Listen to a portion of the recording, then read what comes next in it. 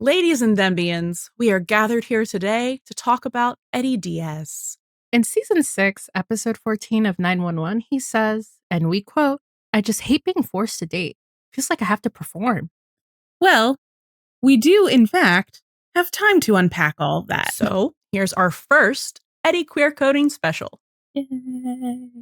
Today, we're looking at Eddie's dating history through a rainbow lens. Have you ever watched something that completely rewired your brain chemistry? A procedural network drama might not be your usual pick, but it's ours.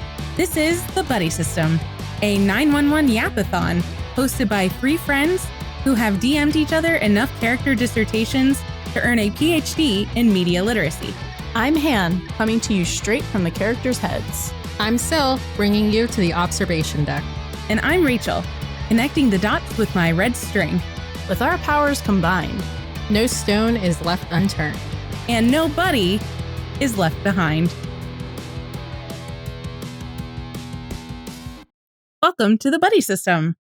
Woo! So we've had this idea for a while. And when trying to come up with a format for it, Sil suggested focusing on this approach of going over each relationship to diagnose what about it was performing or performative, and doing what is expected of his family and his society, and then focusing on other areas of his queer coding in separate specials. So don't worry if you're thinking, well, what about fill in the blank here?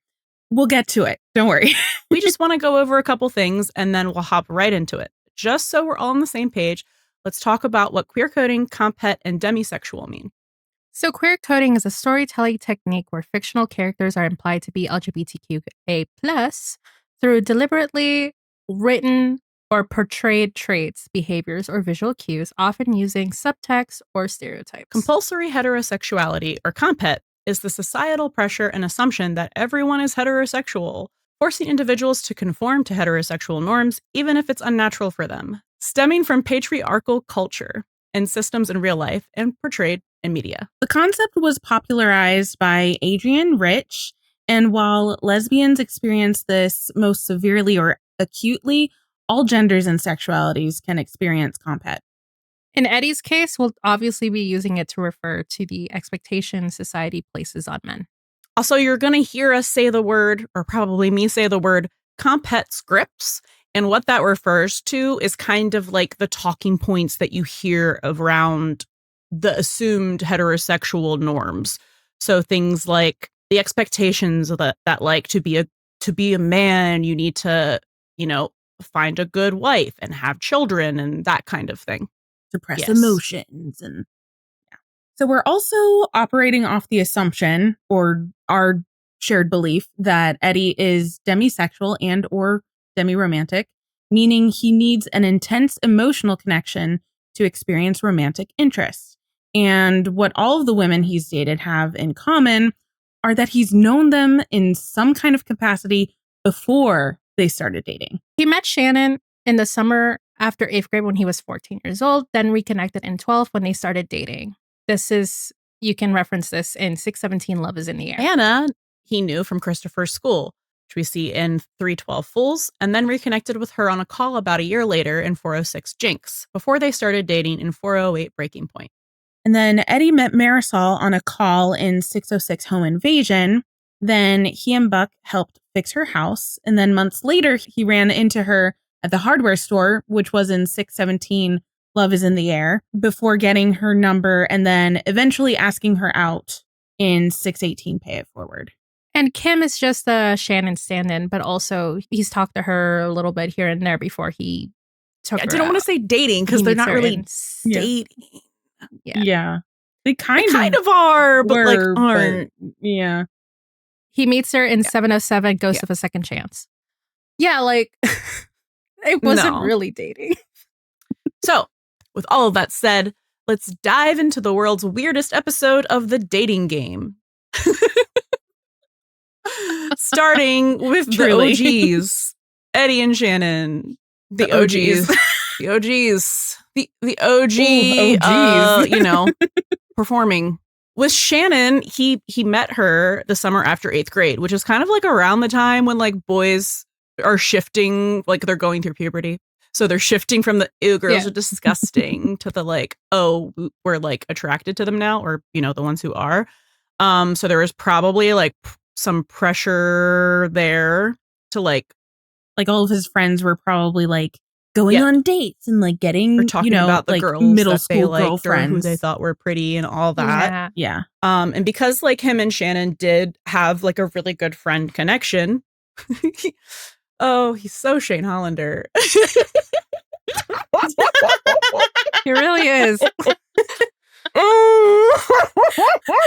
came a lot quicker than I thought it was going. I was just thinking, sorry, for reference, we just watched episode 4 of Heated Rivalry a couple days ago. Hmm.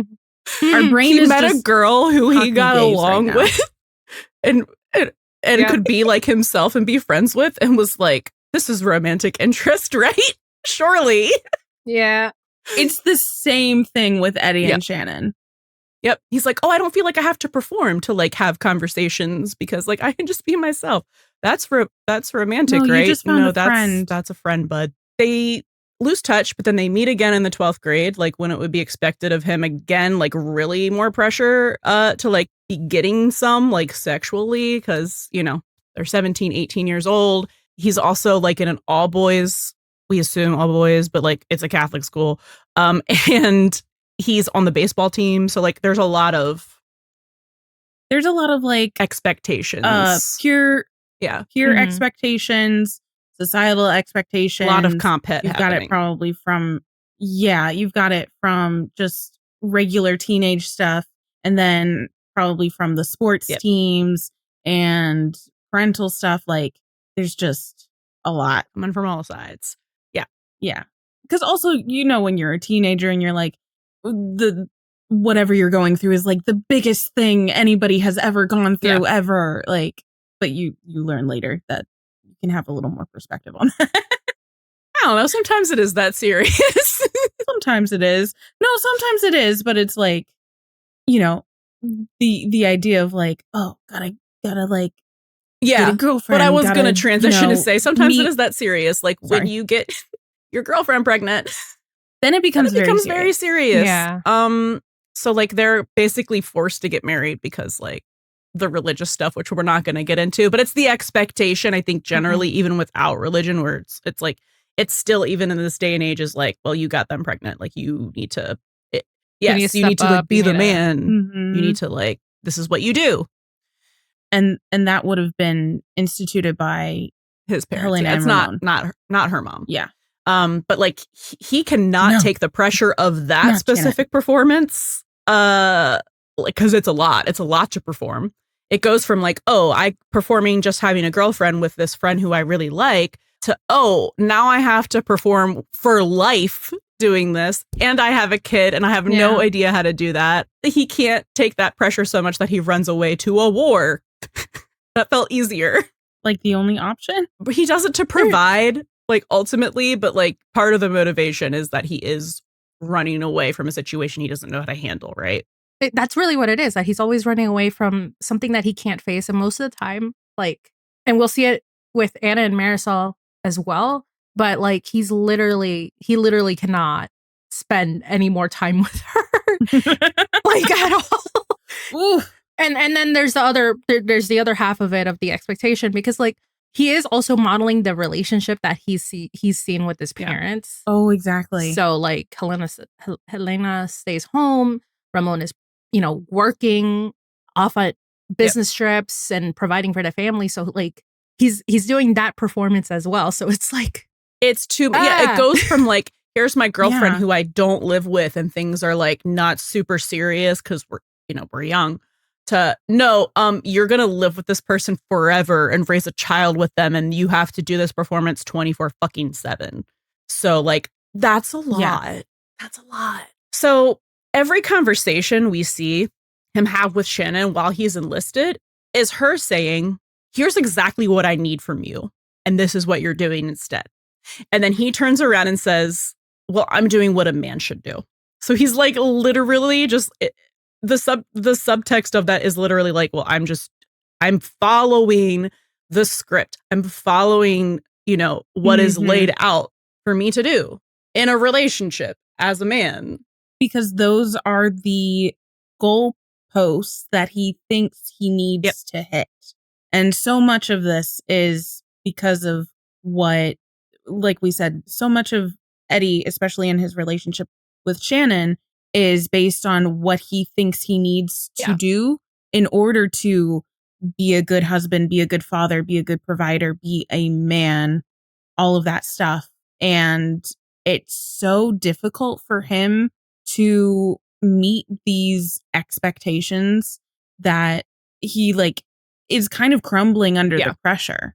And it's like, nobody is putting this pressure on except for you because of how he interprets like society and the world, and like Sil said, modeling the behavior of his parents because that's all he would know otherwise, right? Yeah, he doesn't know how to date. I mean, we see that referenced in I think Love Is in the Air too, like where Buck is like, so you're just bad at it. You're just he's bad delighted. at it. You suck at it. But he really doesn't, because he never really has.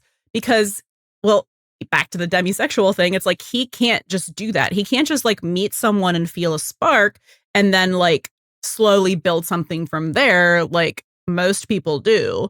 Like he's not going to go on a dating app to meet someone. Like that's not how he functions, and that's not how not how and he's basing everything off of this relationship with Shannon, even though it's a fucking shit show, because it's his most successful in his mind because it was the least performance he had to do. That's a scary the bar is in hell. Like oof. Yeah, it really, because this is such a pivotal relationship for Eddie, it really sets the bar for all of his other relationships post Shannon, which is like also not good to, and I'm sure we're going to talk about some of like the way he views his relationship with Shannon in hindsight. For the Eddie and Shannon relationship to be what he kind of compares everything else to it's not good. No. Because it's not a successful relationship, because he was also feeling so pressured to be the things that he didn't feel like he could meet. Yes. So she leaves because she was like, here's what I need from you, over and over again. And then he doesn't show any kind of like willingness or movement on doing that. And then he doesn't seek her out for years.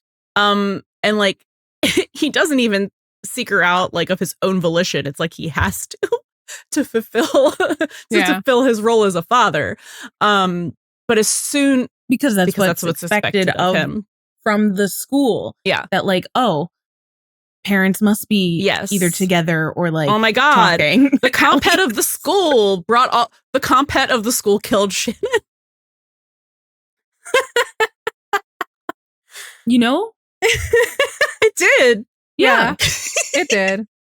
It did, because if we follow like the domino effect here, like without them requiring the second parent, which like sometimes there may not be, or sometimes the other parent is not good for the child or something like that. If you thought like they were going to investigate his background and see that she's still alive, and then I don't know. I think it's because he was still married and they never really like divorced or like legally separated, that they just assumed. And that's on Eddie. Again, because he didn't even feel the need to like try and find her to serve her papers to get divorced. He was like, this is fine, because to him, having a marriage where he doesn't have to see the woman is fine.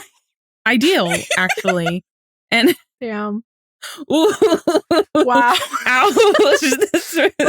It's mean, but it's true. Yeah. But as soon as she's back in the orbit, because like she has to be, right? She tries to have conversations and he just keeps like dicking her down instead. It's a distraction tactic.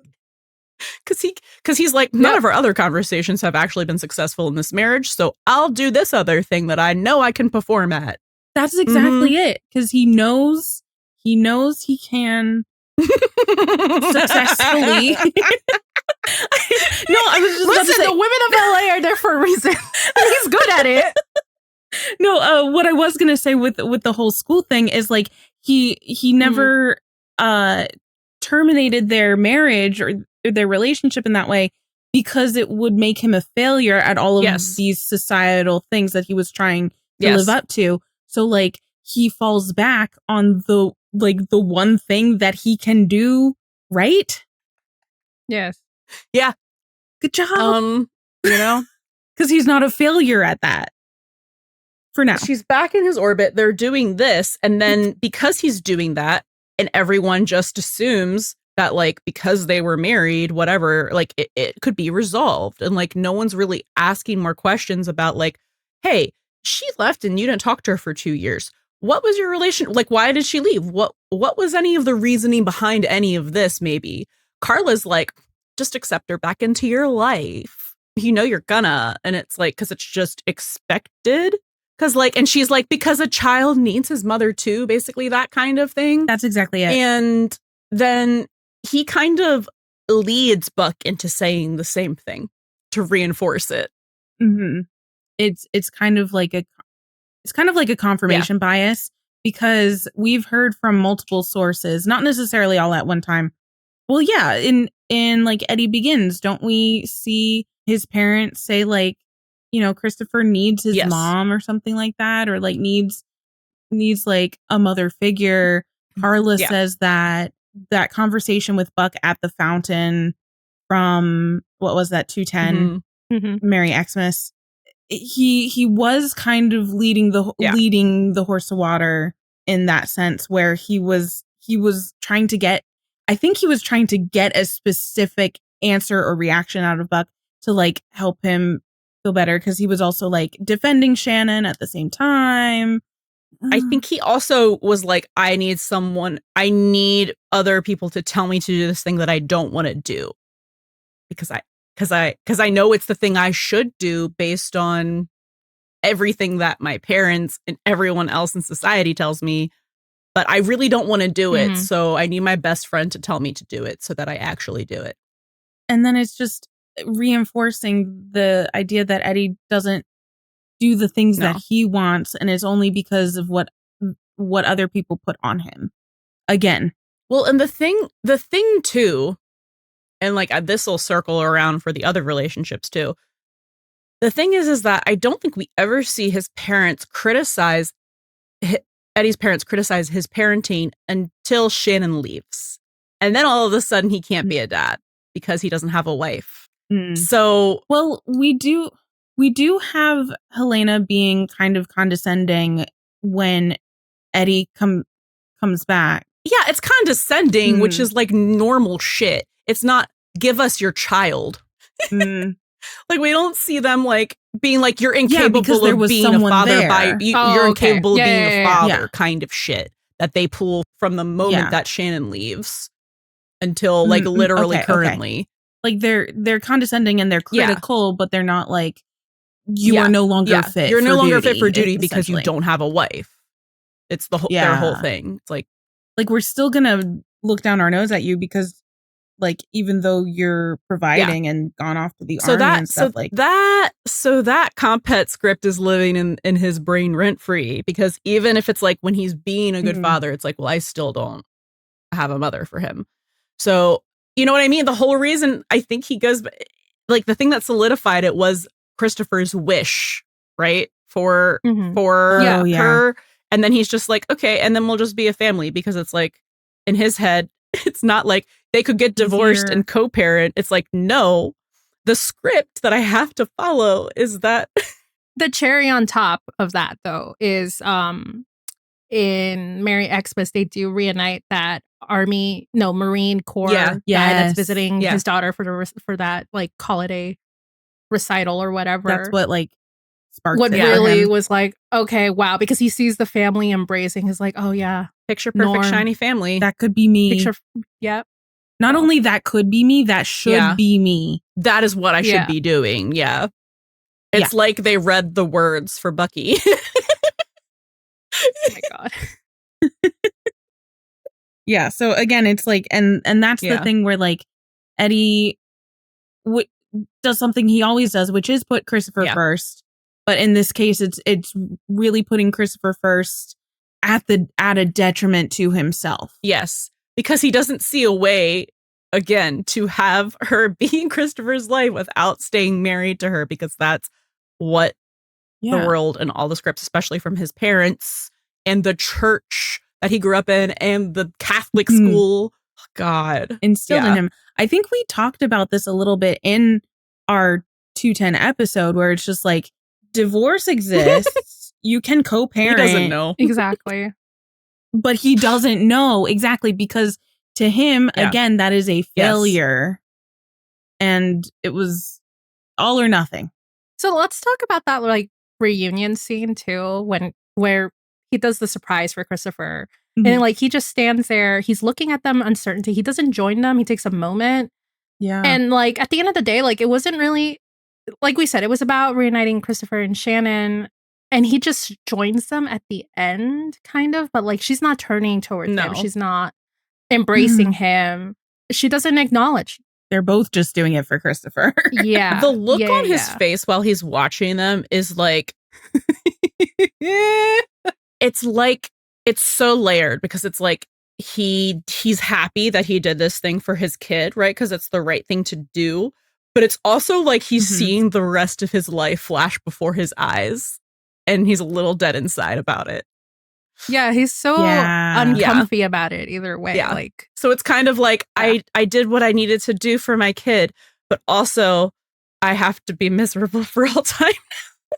Basically, it's just... Again, yeah, it's like he hitched his wagon to Shannon again, and he's like, there's a lot of warring subconscious emotions in there. Also, like, I don't think we talked about this, but I really thought it was interesting how like we didn't talk this in 210, but I really thought it was interesting how like after the scene there's like Christmas at Bethina's, and then it cuts to Christmas at Maddie with Maddie and Chimney, and like Maddie reveals that the holidays were with Doug wasn't a celebration, it was a performance, or pretending to be a happy couple that had it all. We did talk about that. Yeah. We did talk about that. We did talk about it. Yeah. Mm-hmm. No, we absolutely. Yeah, man, all these episodes, they just gone from my head. But no, like, don't sleep on the Maddie and Eddie parallels. That was like a year ago.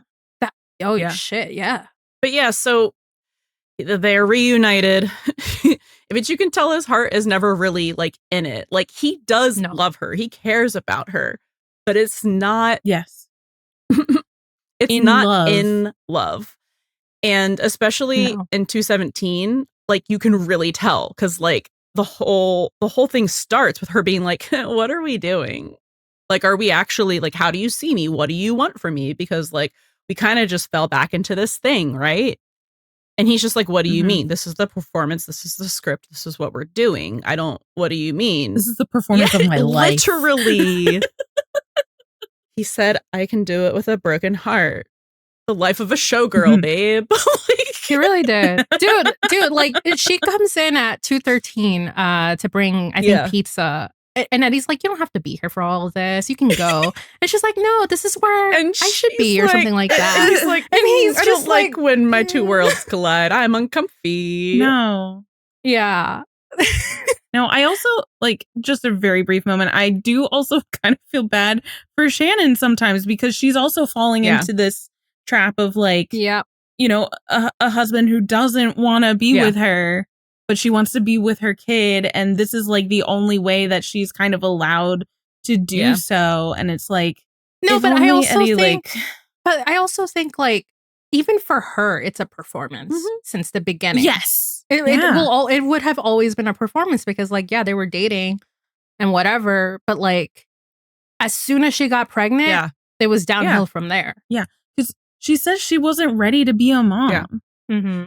In 217, when they're at dinner, and she's like, I need to learn how to be a mother before I can learn to be a wife. That is because she was also like they were both in a performance together. Yeah. No, she was, as soon as she dropped the bomb about the pregnancy, like she was getting ready to like. They were both locking back into the performance of their lives, but they were like, we'll be better at it this time. Yep. No, you won't. This time with added chocolate metaphors. But and then she's like, but actually I'm not pregnant, so I have to break free. And as soon as she's like, hey, I'm going to stop this performance because like I need to be a mom. So like I'm ripping up the script. And before like Eddie can wrap his little head around that, she dies.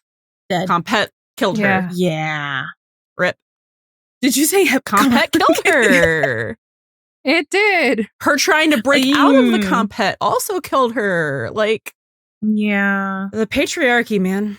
Yeah. There is a moment in 215 Ocean's 911 where, you know, Eddie's getting interrogated about that robbery and whatever. And then that they're asking about like why he's picking up extra shifts and stuff. And there's a scene or a flashback scene where Chris is going to spend the night or the day or whatever with Shannon.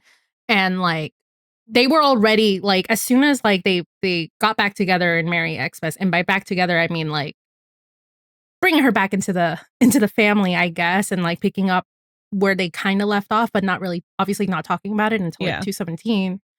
Like Eddie fell back into that role of being provider because like they're talking about financials here. Oh, totally. Yeah. So she's bringing up how she's worried about it, and he's like, you don't have to worry about it. I got it under control. And like also just like the fact that he is picking up these extra shifts, just like he like ran off to the military. This is all to not spend time with her at all. Yeah.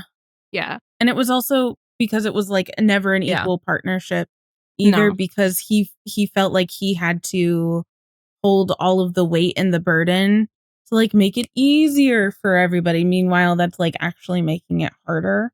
Yeah. It's just, like. Yeah.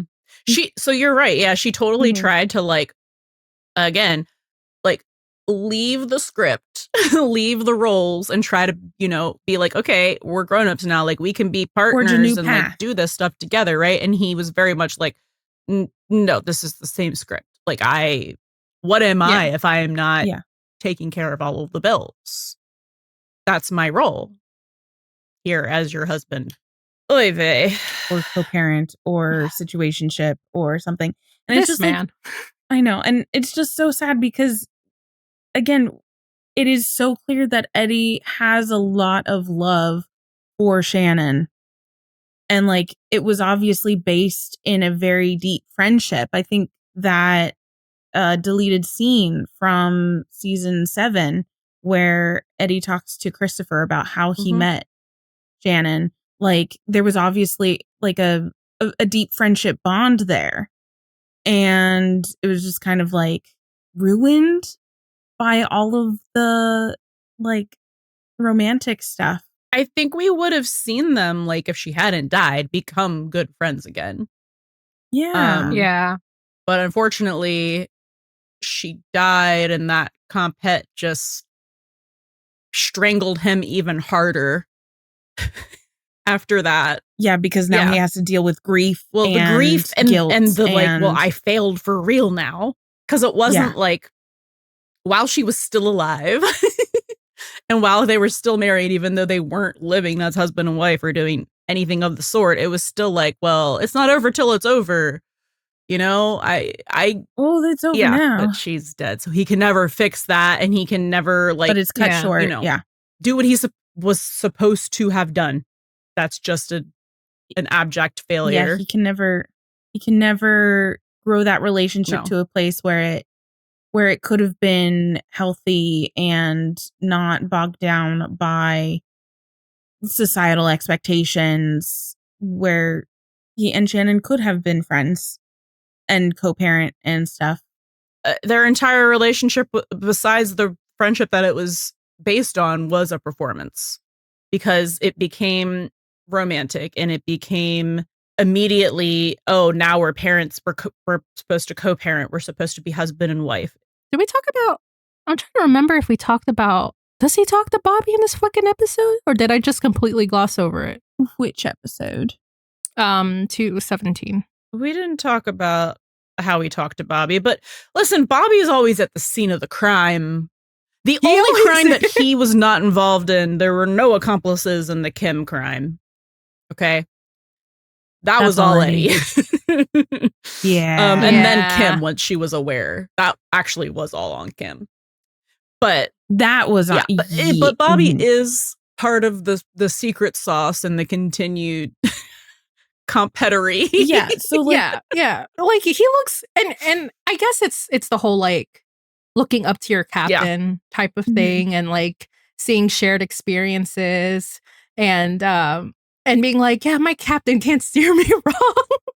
Yeah, and it's like I don't remember if we see Eddie talk about Shannon to Bobby in 217, but Yes, I know we see he does. Oh, yeah, it's in the scene where everyone goes to Bobby, and he goes and he's like, I don't know, Cap, another baby.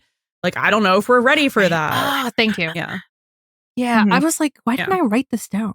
But there's also the conversation that Eddie has with Bobby in 30. I'm sorry, I was just gonna say, I remember now. So he says he's like, I know I love her, but I wasn't ready to get married. The question is, can I be a good husband? So like that's always the question in his mind. Can he, which is like fulfill that role, perform that role? Not a good question, actually. No. It shouldn't be, should I be a good husband? Because it's like, yes, love is not always enough, but it's like, if you really love that person and they're your partner, you just work to make it work, right? You work to make the relationship, the partnership work. And he's just like, can I be the perfect husband that I have been told I should be by literally everything in my life ever? I don't think so. It hasn't worked out for me. And it is also interesting, too, that conversation happens as Bobby is planning his wedding, which is not for Bobby and Athena, but it is a performative act to generally like celebrate the union in front of people. It's very ceremonial. Like, it has a lot of weight and pomp and circumstance surrounding it. Yeah. And he repeats this like during that disastrous dinner date where he's like, we're still married. And like I remember, I think he does also question to Buck before that. Wait, if we're married, do we have to get married again or something like that? like panicked. Wait. Yeah. Do I have to get married again? Traumatizing. So he's so traumatized from being and she probably is too. Like, but for him, it's like the added layer of the like comp-het, because the thing is just like the performance is never going to work, no matter how good of a partner he, like, even if he did everything that Shannon asked, right? He still wouldn't be a good husband in the way that he is imagining, because that's just not like, he doesn't fit into the norms of that, like even taking away like the queerness, but it's just like the romantic attraction is just not there. So that layer of like what he's imagining for like to be the perfect husband, he can't do with a woman. No. And I just want to briefly say this and then we can maybe move on. But like so much of, because I think it's important to look at going forward as well. So much of Eddie's performance in relationships, specifically with Shannon as well, and what he thinks he has to do is about control. We know he's a control freak. And he's never been able to control anything in his life. Exactly. That's why he ends up like overcorrecting in these ways. And I'm thinking specifically about the conversation that Eddie has with Bobby, since we're talking about Eddie and Bobby, in Malfunction 308, where he kind of breaks down and is, telling Bobby that, and I think is the only person in canon that we know Eddie told about Shannon asking him for a divorce and him feeling like a failure and that he needs to be in control, which is why he did the Fight Club arc to begin with, because everything was spiraling out of control for him. And because he couldn't stop her from running away, and he broke Shannon because he stayed away too long and then he brought her back, and because it's what Christopher wanted, but he knew better. And Bobby says, like, you don't have to lose everything before he can allow himself to feel anything. And I feel like this want and need, like almost a compulsion to control certain things in this way. And a performance is like him grasping at and control of a romantic situation, right? So him trying to control that is like, it is so performative because he can't look at what it would be like to not have control of a romantic relationship. And the unilateral decision making and all of that, even the self-sabotage, all of that is all part of the performance. It's all part of him trying to fit. Can't say that. It's all part of him trying to fit into this, vision of what a, straight father, husband, whatever male is supposed to be. And that just isn't who he is. Yeah. And if he loses his grasp of control, what will that bring into his self-awareness? And that scares him. Yeah. And that's why he has to control so hard and perform so hard. Yeah. And it's never, maybe I should take a look at why all of these things are so hard for me. I just need to try harder. It's like putting a Band-Aid on a problem and not trying to find the solution. Yeah, no idea where that bleeding's coming from, but it's fine. Which is ironic because he's medically trained, but whatever. All right, should we move on to Eddie and Anna? Yeah. Okay, so, oh boy. This one is a little bit, I think, on the Diaz's, a little bit for planting the seed at the end of season 2 that Eddie is not enough, especially now that he's in LA and he has no family there, even though he corrects them. But it's like, now that you don't have a wife, now that she's gone, you need to come home because you can't be this thing, without a wife. So he thinks that he's failing as a father if he doesn't find a wife to be a mother to Christopher. This is what is ruminating in his head in this season. And this is also partially on Bobby. Sorry. R.I.P. But you encouraged him to get back out there. And for what reason? He was ready. Fine, actually. No. He was fine. He was fine just as he is, but he was not ready to do that performance again. Well, he never will be, but it's fine, this is the next step I have to take. Also just funny when he meets her again at the I guess it was the car accident and got a burn on her hand and Jinx. It's just funny because he's I think he says something I ever since now that Chris is remote in school, he was telling me that you're not his teacher anymore. And then she goes oh, so you were looking for me. And I'm he was not thinking of you at literally. all. He was just making conversation. No. It's just regular, normal conversation. Of course, he's going to be questioning oh, who are your teachers? You have, that's a normal conversation. He was not thinking about her at all. And it's even more evident when he's talking to Buck before they go into the clown store or whatever, and the helium and stuff, and he's God. he talks about running into Anna, and Buck is oh, you haven't mentioned her at all in a long time. So no. He was not thinking about her at all. Nope. But as soon as the paths cross at the same time, that father figure Bobby is you should put yourself back out there. It's been a while. In the episode where it's all about universal signs, the universe is screaming at you. Yeah, and it's maybe it was screaming at you to not do this. It's possible, actually.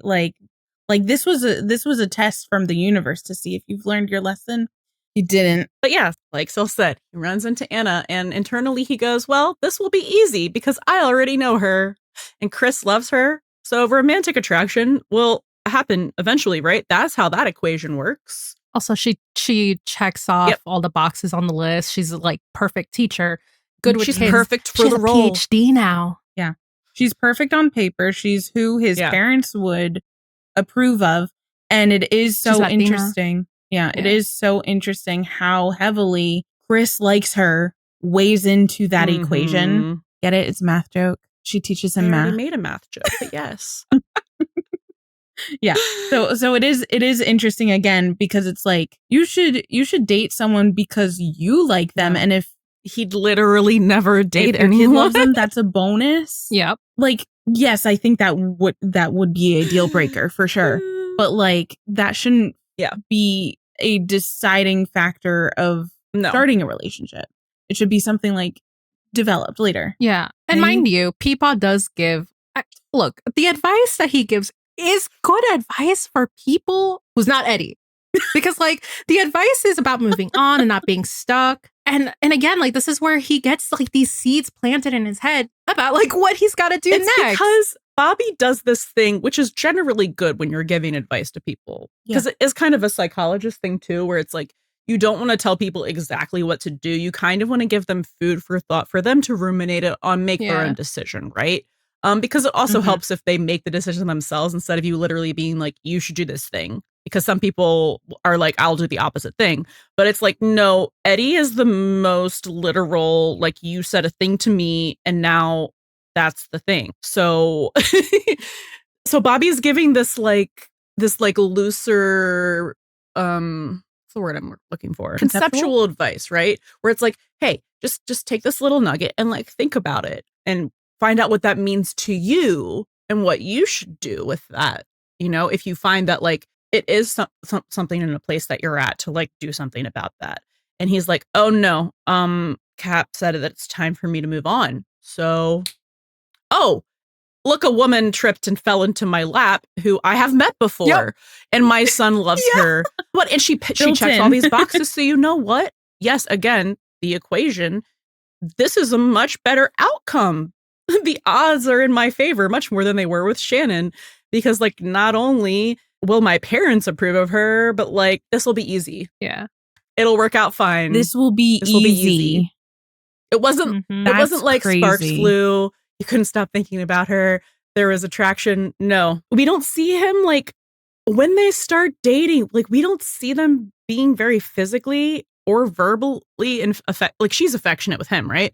But like we don't see him being physically or verbally affectionate with her very often. Like there's some kisses, but like when they have their like the first date we see at her place where she's teaching him math and his timer goes off and he's literally like, bye, when they were right about to kiss. Okay, so like that's the thing, right? I don't even think that was a date. Like I seriously think that he went over there with Christopher's math homework so that she can help him help Christopher with his math homework. Because that's really what it was about. She just ended up cooking dinner for him. She thought it was a date. She thought it was a date. He did not. He was there for tutoring. She thinks he's interested in her because she is interested in him because he is a very attractive person and he can recognize that she is a very attractive person as well. Like he went all goo eyes when like they met because he has eyes. Yes. Like he can see and admit when people are attractive. Can people actually like, see when someone they're not like attracted to is attractive. You know what I mean? Like, still have eyes. Exactly. But it's like, so the affection is all very like one-sided and she's very much like the pursuer of the relationship. Like she's pursuing him. And she's very much like going into his world. But she's only going into like his home life, you know, like she can be in the home and she can be there with Christopher and I guess Carla too. But he never opens up his world to her. Like we get it implied that he's going to like meet some of her family at one point, but we never see her at like, we never even see her with Buck, do we? Just at the hospital. 14 at the hospital. It would have been but the I'm talking time. about like a normal situation where it would be like, oh hey, like Buck is over here too. No, it's all completely the welcome home party, technically. I guess. But he didn't. That again, he didn't invite her it's there. Not him doing if that. It was like, it's hey, not him what's doing the that. welcome home invite list? Her name would not have been on there with all the other people. It's also like that's a what surprise. I'm saying. Yeah. But I think that also speaks to how again Eddie likes to.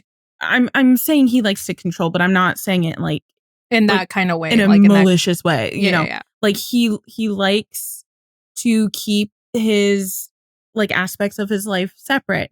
So Anna was like in that home sphere. Yeah, of being like a mom and fulfilling that role of being like the woman of the house. Would typically be a traditional lady in the house. You know what I mean? Like lady.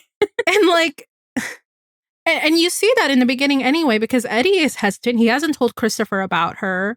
And she's like, again, she does the perfect thing of being understanding and being like, it's good. It's okay that you're being cautious and all that kind of stuff. He's taking it as praise.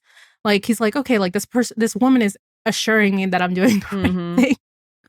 It's just, she's just, again, like, she's fulfilling that role of being like what a typical wife or she is the ideal. So I think what the thing is, see if you guys agree with me. I think the compartmentalization, specifically with the people he's dating from the 118 family, is that he doesn't want to have to perform in front of them because it feels wrong. Because it feels like lying. Because that's who. Because the 118, the family that he chose, I'm gonna see it right through him. Because and they'll question it. Yeah, they'll question which is it, what we see it. We do see it in season 5. Yeah, sorry, no, you're fine. We're saying like the same stuff. Like that's who he feels most comfortable with. So he doesn't have to put on a veneer of a performance because, like you just said, if he does, they will see right through it because they know the real. And he also just like, it feels icky. It feels wrong. So it's very much like they need to stay separate because I cannot be both of these versions of myself at the same time. And when the worlds collide, he does not like that. Like when Shannon shows up at the firehouse, he's like, nope, get out of here. Come into this glass locker room where they can still see us. And we can have a private conversation. And then when Anna shows up, he's about to like literally have a panic attack again. Wait, does that happen before or after the first panic attack? Is that after? After. Okay. After. Yeah. Because he just told Buck so like she shows up. Very normal thing to do. Weird that they haven't met her yet. And Robbie thinks that Robbie that she's his wife. And it's so awkward. No, it's so awkward because like he introduces Christopher to Robbie. And she's just standing there smiling. And then she takes it upon herself. She's like, hi, I'm Anna. And then Robbie's like, oh, you must be Eddie's wife. And then he goes, catatonic. I have salad. I don't want this to wilt. I have to run to the kitchen. And Buck is like, you guys talk. He's like, are you having a medical emergency? Yeah. Like, what is going on? Yeah. And it is so interesting because it's so much of like Anna doing the like reassuring Eddie in the relationship. And he does nothing to reassure her. Because he does not bring her into his world. And I kind of think that some of this compartmentalization where he's like, I can't bring her over to the place where I feel most comfortable, which is the 118 and that family there. And I think that does speak to something deep, deep, deep in the back of his brain that says like, this is wrong. Why is it wrong? But he doesn't want to look at that. So in the same vein, we didn't talk about Carla meeting Anna for the first time in 413. So like the scene starts with like, well, we have Anna cooking dinner. Eddie is fussing over pillows. He says he wants everything to be perfect. It's just, we talked about that in Couch Theory. So like, this is a performance for him. He's already doing the performance in front of Carla. Yes. And she sees right through him as soon as Anna's out of the dinner table. She's in the kitchen with Christopher. She just sees right through it and then she goes with like, oh, you guys could probably say it. It's the make sure you're following your heart, not Christopher's, basically. Yeah, exactly. And then that's where that starts. I think that's when everything starts going downhill. Like, wait, I was gaslighting myself so well. Fuck, and then you brought it to they're the at conscious. the store with Christopher, like trying on outfits for her. Where the fuck are they going? Just some christening. They were going to christening for Anna's relative. Yeah, I think it was her which is sister. Also interesting because that's religious. Stuff as well. But so they're doing that, and then the like person who's working there sees a man, sees a woman, sees a child, and because of the universe and how it works, and CompHet is like +2 equals 2 plus 1 plus 2 equals they're married, and refers to her as his wife. And Eddie is like, I'm dying, literally die. I'm literally dying, like on the floor, like thinks he's having a heart attack, and it's a panic attack. Like it's that serious. The thought of marrying again. So like we saw him like a little like.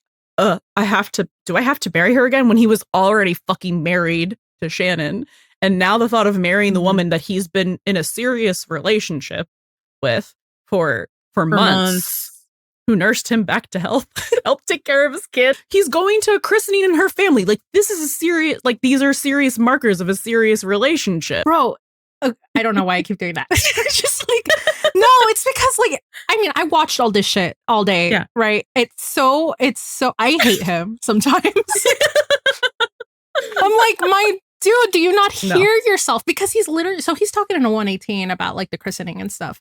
And he's like, yeah, so we were invited to this. Christopher's excited to go. Yes. Christopher is excited to go. Mm-hmm. And it's not a big deal. I'm just meeting her parents, her tios, her tias, her entire fucking family. And Buck and literally everyone else is like, that it's getting serious. Because that's a serious thing. Do you not hear yourself? And I know for a fact that they're going to be grilling him. They're going to be making comments like, you know, what if he actually went to this to the christening? Mm-hmm. Like, they're going to be making comments like, oh, when is the how long have you been dating? When are you guys going to get married? Like, you know, that kind of stuff. Is there a ring like, in the future? Like, yeah. And then he has a panic attack at the suit store. And it's all because of... At least he didn't get a panic attack at the christening. That would have been more embarrassing, maybe. Do you think he went to the christening after that? I don't think so. No. Well, because then the blackout happened. So it's like, sorry. Oh, yeah. So I think he had an excuse. The universe helped. Yeah. I think that did help him. But it's just, it really is so interesting that, like, at the, just a complete stranger putting the societal expectations of heteronormativity of man plus woman plus kid must mean married. And she clocked. And he absolutely panics about that, because it's like he's kind of moved on enough-ish at this point in time from Shannon, but it's just like the thought of marriage like just does him in. Yeah, because it's like a death sentence. It's like the performing for all time thought. And then that man, as soon as he feels like he has the permission to, breaks up with her. Well, at least this advice that Buck gives him, or like the talking to that Buck gives him, was actually straightforward. Yeah, because Buck understands like what works for it. It's so interesting. It goes back to these feelings of control and stuff. Like, sometimes he just needs to be told what to do, which is why the advice from Bobby doesn't work for him. But the advice from Buck does, because Buck tells him exactly what he needs to do. And we'll see that time and time again. Like, we'll see that with Kim as well. And it's just like Eddie was waiting for the permission for someone to tell him what to do, to act. Because again, he's so overwhelmed by the weight of everything that he puts on himself with these performances. It's like the costumes and the masks are so heavy that he has to take, this is a weird metaphor, the costumes and the masks are so heavy, he has to take stage direction in order to complete the play. Oh, he needs an earwig? Yeah, it's like it's when there's like really dialogue heavy times, or there's like certain actors who like need it, and they just feed the lines to them like as they need to say them. So it's kind of like he needs that person to like tell him what to do when he's at a loss. And it's almost kind of like a marionette as well, where it's like he holds on to control so tightly, but it's kind of a moot point, because it's like he relies on being manipulated by those strings. He's waiting for someone to cut the strings for him because he can't do it himself. Yeah. But weird metaphor. But yeah, it's literally just the conversation is like he tells Buck about the panic attack because Buck is like not gonna let it go. So he tells him about the panic attack, and Eddie's like, well, Christopher loves her. And he's like, that's not the way you talk about somebody you love. Buck clocks it. And I think that that conversation with Buck like really made it to the point that he can't ignore it anymore. And he was like, okay, so now that I can make this where I'm doing what's better for her, I'm doing the right thing. Now it suddenly clicks that he has permission to break up with her, because it's actually the wrong thing to stay with her, because it's hurtful. It's like now he's doing her a favor, because it's like, I'm bad for you. I should cut this tie before I drag you down with me. Coming back to haunt him a little bit. It's very much like he is just straight up like, I thought that the feelings would grow because my kid loves you. Yeah. Oops, my bad. And during their breakup scene, like, Anna completely, like, acknowledges that, doesn't she? She's, like, basically acknowledges that the feelings are not at the same level as she knew it was hers. coming. Like, she knew it was Oh, the coming as panic soon attacks. as, like, as soon as the panic attack started, she knew it was coming. And, like, right before that breakup, like, homegirl was stress baking. She was stress baking. She's Wow, like, he has a type. like, that whole kitchen was a mess. Yeah. He really does.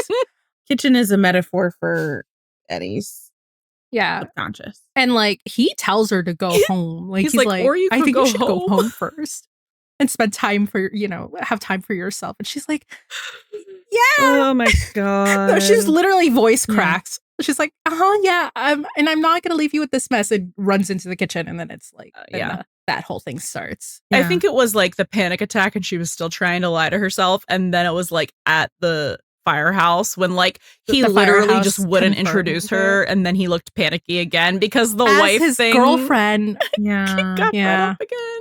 So it's like Anna also kind of falls into Oh, this absolutely. performance as well. Yeah. Just like Shannon did, just like Eddie has. And it's just like, this is not helpful to anybody, actually. Like, Anna definitely stayed longer than she maybe should have.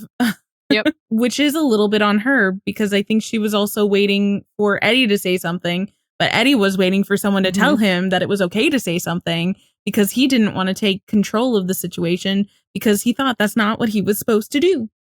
So Eddie did learn something from this one. It was, do not choose the person that I feel like I need to date based on Christopher. That is the lesson he took away. It shouldn't be because Christopher, loves her. It shouldn't be because of that. Maybe it should be because Bobby told you again, get back out there and date Get people. out there.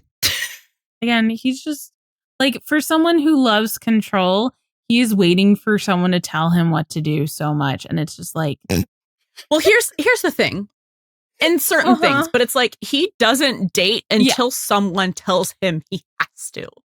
Because it's like, oh, right, you're right. I do have to do that performance. So people keep believing that I am straight. And a functional relationship with a family, a ready-made family, or the perfect family with the perfect woman, and just everything's perfect. Yeah. Perfect. It's not. Before we get to Eddie and Marisol, we have to talk about the whole thing that led to this happening, which is what this episode is named after. The infamous dating is performing line comes from the episode Performance Anxiety, where Peppa is like, you're going to die alone. Basically. Let me set you up with people, because you literally, unless you're at work or you're with your kid, you're literally just at home doing nothing. Maybe he likes it that way. He is getting the pressure from his Tia, which like he's not gonna. He tries to say no to her, but like at the end of the day, he can't really say he can't really say no to her. He can't really say no. And it's like she's coming from a good place, right? Yeah, because she cares about him and she wants him to be happy. I think it's a slightly different place than like where his parents are coming from, where it's like, you should be doing this, you should be doing that. Peppa's like, I want you to be happy, and if that's with a person, a lady in a relationship, like most people, then I want that for you. Like, he goes on the date. It's neither of them want to be there. They kind of agree. Oh, yeah, with Vanessa. End of whole, like, Peppa trying to set him up. He's like, I can find my own dates, right? And then that's when we see him. He had a talk with Bobby, too, didn't he, in this fucking mess? Love is in the air. Yes. Oh, he has a talk with Bobby and with the whole 118. Right.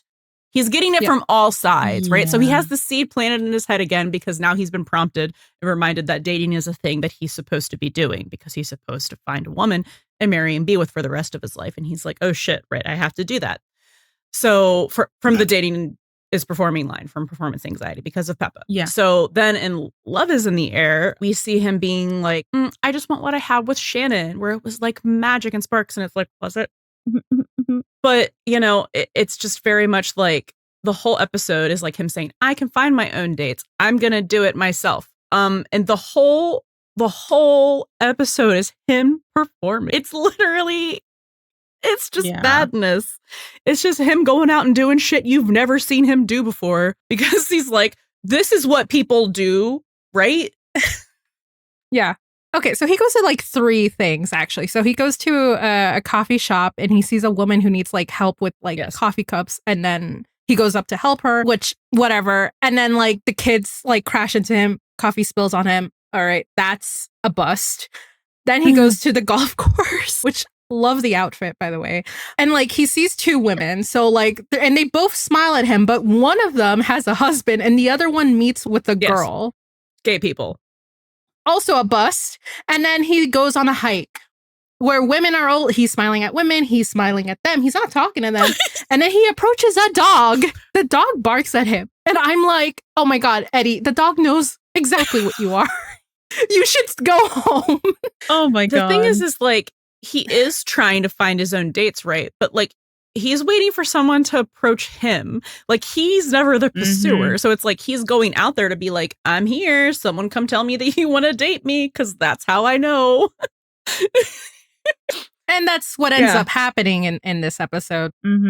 He's trying to shop around for like Christopher's project, and Marisol like just pulls up basically.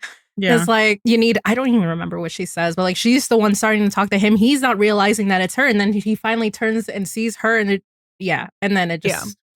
Yeah. Before we really get into Marisol, I do just like want to talk about the date that he has with. What is her name? Vanessa. Because it is so interesting, because it's so different than so many of his other dates or relationships, I guess you could say. What dates? Because I would even say, I would go and say that it's almost very lightly similar to his last dinner date with Shannon. Yeah. Because like they're both like Vanessa. So Vanessa's whole thing is, well, Eddie went there to like let her down easy, but she was like, I gotta beat you to the punch because I actually am here to let you down easy. And so he's kind of like, not a part of the plan. And she reveals that, you know, like she just isn't ready to be in a serious relationship because her fiance called off the wedding, and like her tia Cuca has also been setting and her tia Cuca has also been like setting her up on all these dates for the past year, and she's just like, this is where I bring them to let them down easy. And then she leaves, and he's like relieved, but he's also like intrigued. What? You can do that? Yeah, like exactly. It's so interesting because with her, this is like one of the only times with women that his mask, that performance falls away because she gives him permission to, because she is also not interested in pursuing anything with him. So then he's like, oh, great. I don't have to be something I'm not. I can just like relax kind of, because, and that's actually so interesting because they end up having like kind of more chemistry than Eddie does with his other actual girlfriends. And it's because he's being himself, because he's not performing, because she doesn't want anything. He gets along with women so well when they are not romantically interested in him. Correct. Exactly. Yeah. Like all of the women that he has like on screen the most chemistry with are women who are just like not in the romantic sphere in his brain. So it's like Mills as part of his unit in Afghanistan. There's Marjan from the crossover with Lone Star. Like so many What's her face from hopefully Juani. Yeah, hopefully Juani from Nashville Suit. Yeah, hopefully. Felice or Felisa? Yeah. From Felisa. From Cursed. Oh, like, I didn't mean to call her Juani. Oh, yeah. But you guys know what I meant. Yeah. So like Eddie gets along and has the most chemistry with those women who are like not anywhere close to being like romantic interest. With women he can kiki with. Yeah. Right. Yeah. So like, okay, so he also so in performance anxiety, he also has a talk with Bobby while they're doing that performance review. And like he's literally talking about his date. He's like, I didn't even get a chance. Chance to what? And then Bobby's like, well, you didn't even want the date in the first place. And he's like, yeah, right. It shouldn't bother me this much. And then Bobby's like, you know, you really should just find a good work-life balance. And Eddie's like, yeah, I mean, Christopher and I are a good team. And Bobby's like, you're a great father, but there's more to life.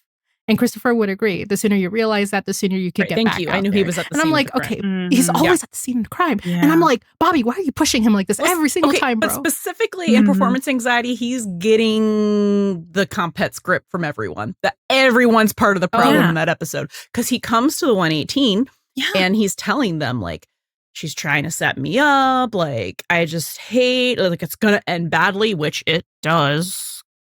Because it leads to him dating Marisol, which leads to the... Anyway, but like...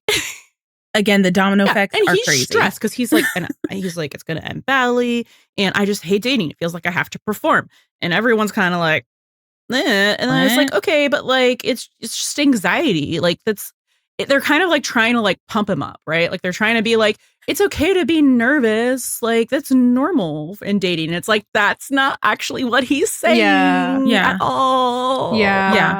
No. Yeah. Like Hen is over here with the biggest side eye. But she's also like, she's also like 99% of her states are performances. And then she's like, Vanessa may also be at work panicking. So, which is true, but it's like, you know, and then Eddie's with this whole like, I don't panic and I'm not anxious. And like, I don't know. He's just. But the thing is like, the normal like performance that people who actually want to be on the dates are doing. It's like, you're trying to be your best self, your most appealing self. Yeah, but it's not like you're trying to like completely be a different person. It's not like you're going into it anxious and dreading because you have to fulfill a role that you do not feel comfortable in. Yeah. It's also that's like exactly it. Yeah, and it's also like, think about it. Like he also kind of has to hide all these like basically all the baggage that he has. So like he can't pursue a brand new relationship without that person already knowing that he has like all this baggage.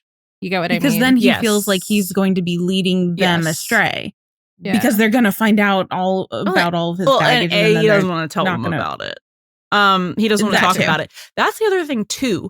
We do not, a big part of our Eddie that we never see him do in his romantic relationships is be the Eddie that we see him being with the 118 and with Buck, which is emotionally vulnerable and open. No. Because that's not part of being a man in a relationship. Like you're supposed to be strong and the rock and like have it together so you can protect the more emotionally vulnerable people, you know, the woman and your child. Not have emotions. Like, we just never see him like that with the closest we get is him with Kim when she's cosplaying Shannon.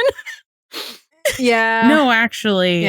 Because she basically makes him, but and we'll get into that because I do think she does give him some advice where I think he also felt like he could be vulnerable towards her during one of those episodes. But I do also think just very briefly, it's interesting with Vanessa that like only afterwards he was like, it shouldn't be bothering me this much. Like he was still kind of intrigued by her, and it's because I think he learned more of.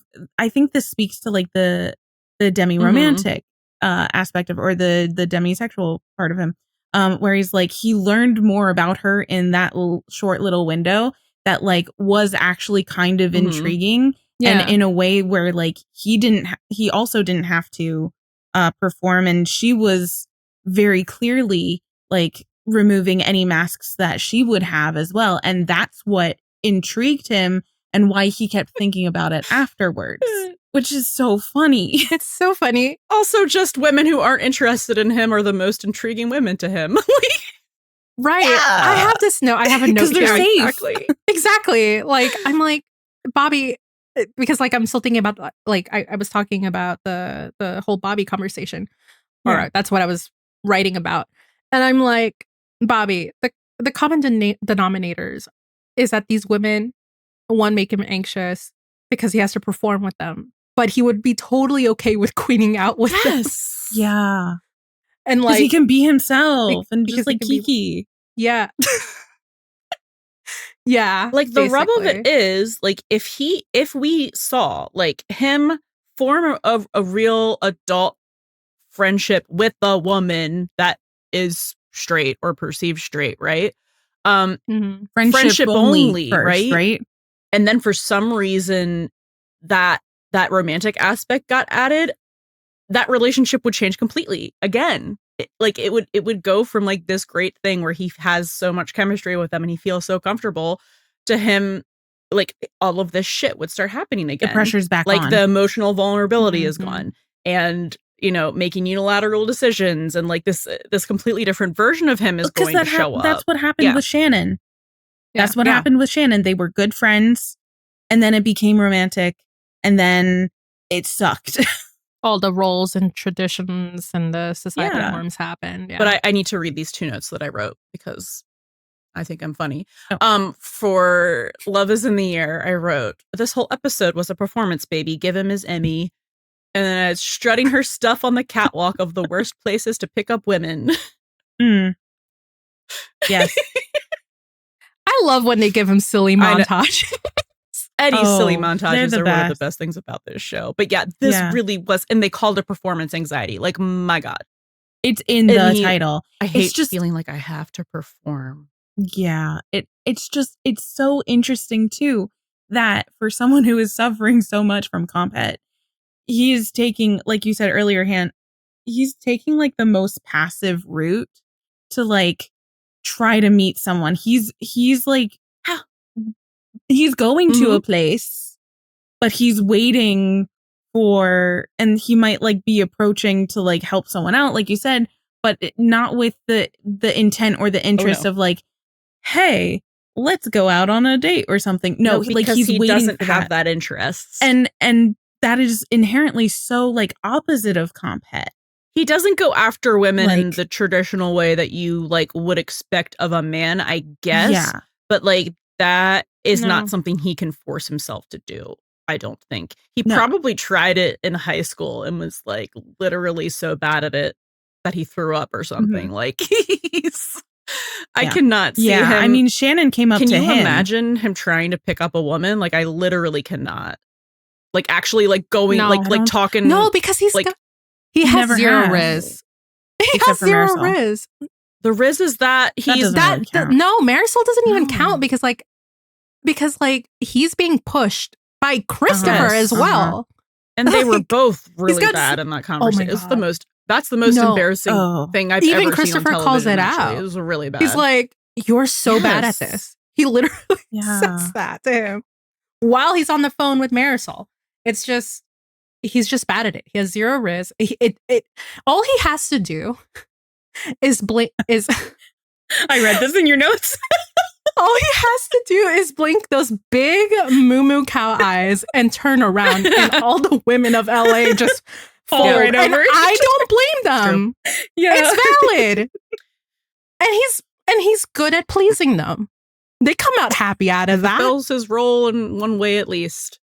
Again, it's the one thing he can do right. I'm just gagged by the performance anxiety episode as a whole, because it's one of the most queer coded episodes we have of Eddie. Like, the entire episode is just literally being like, this man is gay. This man is gay. Did you know that this man is gay? And no one around him and he himself doesn't know that he's gay, but the people watching and observing. I think you mean Love is Blind.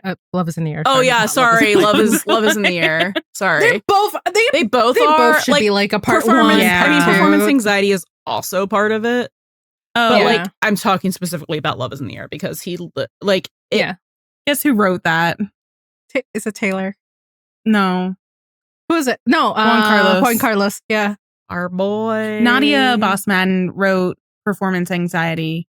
Juan Carlos wrote Love is in the Air. And the scene of the crime. Right. Yeah. There is a second talk with Peppa in Performance Anxiety about, again, like she the whole reason why she's setting him up, it's all out of love for him and not wanting him to be alone. And I think at some point, like, Eddie does agree. I don't think he wants to be alone either, but like him trying to get in these kinds of relationships is just never, it's not gonna work out. Here's the thing though. He doesn't feel alone because he has Buck and the 118. Like, I don't think that he's laying around for the most part, just because, well, first of all, he keeps himself so fucking busy doing like a million extracurriculars. His little side quests at poker night. Yes. But like, I think he truly isn't lonely unless, you know, Buck is dating someone, maybe. Yeah. And it's kind of because with the larger 118, but like as an offshoot of that with Buck specifically, all of his like emotional needs are being met. And he just doesn't necessarily have as many physical needs, which is also a very like it's such a Demi thing. Yeah. So like, of course he's not lonely because all of his emotional needs are being met by Buck. Yeah. And if it's not Buck, like as a partner, like specifically as a partner, and on a wider scope than that, it's the familial emotional fulfillment of the 118 and his son being back with him. So like, he's good, but he keeps pursuing things or keeps like trying to make romantic relationships work because he thinks he has to. When the people in his life remind him that he should. When the people in his life remind him that, hey, you're doing a bad job actually being like a normal person who wants to have a relationship where you end up in marriage with a woman. You should do that. Like, that's what he's hearing. And then he's like, oh, right. Okay. I guess I will get back to that, even though I literally hate everything about it. I will say, like, I think that there is a little bit of a difference with Peppa, like, in performance anxiety, because, like, when he first sees Vanessa and they kind of have, like, the little side talk over there, Eddie immediately goes to, like, I can't marry someone because you tell me to. And she's like, who said anything about marriage? So, like, really?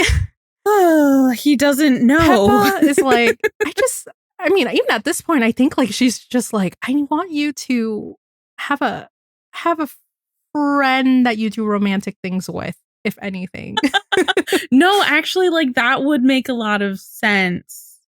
Yeah. You know, and again, nobody's saying marriage, but for Eddie, it's 0 to 60. It's immediately. It's like relationship equals marriage. It like a relationship because is the ball and chain of marriage. If he ever succeeds at the performance, it does end in marriage, and then he has to keep succeeding at performance. Okay, let's get into Eddie and Marisol.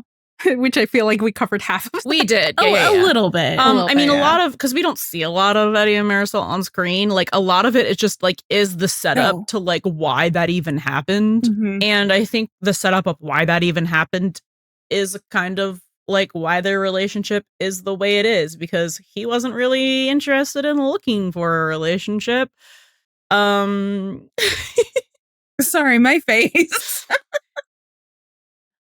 Just But yeah, so the episode that he has like the meet again cute with her in the hardware store, he's getting these talks from Bobby, and he's also talking about Shannon and their relationship in a way that does not ring true to what their relationship actually was. Like, he's talking about it like it was magic and it was perfect. And he didn't have to do it. Well, that part's true. He didn't have to do anything. She just asked. He also didn't propose. It just happened. Yeah. Again, just like such a passive role in his own life. He's like, I would just like it to happen to me again, basically, is what he's saying. Like, he doesn't want to have to like do anything for it to happen. And he wants someone who he feels that friendship connection with is the thing. Because like, even though he knew crazy Anna ahead of time, and Marisol, like, he never really becomes friends with them. Like, I never see him talking about himself. I never see him really even talking about Christopher. Like, they're only there when Christopher's also there for the most part. And if like, they never really get to know each other. They don't. It's just like immediate relationship. Like, yeah, it's immediate. Like, okay, you're here with me and my kid, because that's the role. And it's like and that immediate relationship is like being married for 10 years. Yeah. Yeah. Also, like, I think it doesn't help that he asks Bobby how he and Athena got together. And Bobby's like, Bobby, shut just, the fuck up. Explains Bobby just says, Yeah, so like I was having a bad day at the call with, the motorcycle call. I asked her to go to church with me. She sat with me and then we just, yeah. Which is again, so he's like, oh, so Eddie's like, oh, so you weren't even looking for it either. It just fell off. And he's like, that's perfect. The father figure / captain / idol at this point, because he's like, again, the whole shared life experiences and looking up to his captain. It's like, oh, this is normal. And so that's why the Marisol thing happens. Because when he sees her again at the hardware store, he's like, well, he's holding I forgot what it was, like some kind of material for something. I forgot what it was. But he's like, oh, this is exactly what I was looking for. I'm like, because she's telling him, yeah, you should probably get this. But like, I love when people tell me what to do and I don't have to look. Yeah. Exactly. And he also makes a comment, I think, right before that. He's like, yeah, this project is turning into a disaster. That project is not Christopher's project. No. This is it. Like at the end of the day, that's his dating The project is him. Yeah. Yeah. It is also so interesting that we see Eddie looking towards Bobby so much for this kind of advice, because it's like he's looking for another relationship to model after, because it's... You know what I'm gonna say? Oh, I just had a thought. What's your thought? Because I'm like, yours. Mine's kind of not a full sequitur. Mine is just bad. I'm like, maybe it's okay that Bobby's dead. Stop giving him advice. My thought was the way that Eddie does what he does, right? It's not. It is like Rachel said earlier. It kind of is the opposite of the performance. But do you know what it is? It's him taking everything he knows about like love and relationships from telenovelas and rom-coms, and he's putting himself in the girl main character's place. He is YA. he's like entering himself into the like Y/N. Or Y/N. Yeah, he's YN. Oh my God, you're so your right. name. He's like, if I just show up here and pop my beautiful, perfect round ass, birds will chirp and fly and bring me the perfect person. Obviously, that's how it works. Like, that's just so interesting, because he is like, he really is the Disney princess. Yeah, it's so interesting. He is a romantic at heart, right? But he keeps putting himself, like, the way he's acting when he's like waiting for people to come to him and like modeling after like Bobby, trying to like model after Bobby's relationship and putting himself in like that classical female role in a rom-com or a telenovela is so telling, because this is why he has to try so hard to perform the masculinity. He's already in his own rom-com. Like, he's in When Harry Met Sally. Like, he's in the slow burn friends to lovers with the antagonistic first meeting. Like, he's in it. And it's like, when he says to Bobby, like, I just kind of want it to fall into my lap. I want, did. Do you need it to literally fall into your lap to like get there? Like, what needs to happen? Like when he describes it, what did you guys say? Like, he doesn't want to try. He just wants like that friendship to build and Yeah. Everything that he was saying, you can take out of that conversation in regard to like female love interest and apply to Buck, and it fits perfectly. Buck is the Prince Charming. It literally, it fulfills the trope. This is why the fate of Ophelia works out. And you know what? And the fucking writers have been doing it on purpose. Like, they have been writing that relationship in the way it is with those tropes. Like, Buck is there to help him and like, be there for him. It's just happening to it really is. It would be the perfect relationship because it's based off of friendship. He doesn't have to perform with him. Buck is being supportive and basically being like, hey, let me handle this for you so you don't have to worry, like, especially with like the whole subletting thing. Mm-hmm. It's that and it's again, and we'll do things together. You're struggling with this thing. Mm-hmm. Well, we'll fix it together. You don't want to tell your kid that he can't, like, he can do anything. You don't want to tell him that like he's different. well, we'll build an accessible skateboard, for him together. Like, yeah. And it is because a lot of this is because Eddie gets his emotional needs fulfilled by Buck. So it's just like literally everything that Eddie says that he's looking for in Love is in the Air, or whichever episode this is. It's Love is in the Air. Yeah. All the things that he's saying his relationship was with Shannon that it isn't is actually what his relationship with Buck is. And the only reason he can't realize that is because Buck is a guy. And the CompHet scripts didn't tell him that was allowed. Like, it hasn't entered the realm of possibility the same way that the realm of possibility didn't enter Buck's head until a man literally put his lips on his. Like, that also a victim of CompHet. Like, didn't know. But it is fascinating that, like, Eddie describes exactly what he wants, what he's looking for, and he already has it, but it doesn't meet the standards of approved relationship by society and his parents and what he's come to think of it. The role in his head. Yeah. I hope you enjoyed the slow burn section in our Eddie and Marisol section that we did not intend to do, but like, whatever, we're the Buddie System. Oops. I mean, it did all what fits. we do best. We made it about Buddie. It's still relevant, but yeah, Marisol is like... Wait, I think trying to circle back around with whatever else Bobby says to him, because there's a second thing before he talks about Athena, is that he's like, the one thing you can't do is compare what you had with what you think you're going to have. What you think you're going to have. You need to be open with what comes. So, again, There's so many jokes you can make with that, though. Sure is. Sure are. Yeah. Yep. I mean, sorry. Again, this is the formula. Bobby says something. Okay, Bobby says something. Eddie goes and starts like dating them. Yeah, because he's like, well, the first person who shows interest in me is obviously the answer to... It's so funny because we always talk about Buck this way. We're like... Yeah, I was just thinking that. Yeah. And then now, like, doing this episode, I'm like, oh man, this happens to Eddie a lot too. They both just let shit happen to them. Yeah. Mm-hmm. And they are very often not like the pursuers of the relationship. No. But anyway, Eddie and Marisol.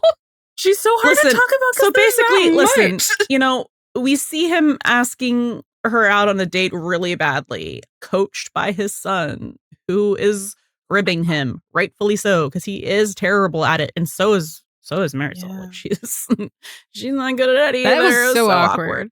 Girl, have some. And then the next time, like, we see Eddie, it's months later, I think, and like, she's helping chaperone sleepovers, and she's a part of his and Chris's life already. And we're in the 5th episode of the season, and he asked her to move in.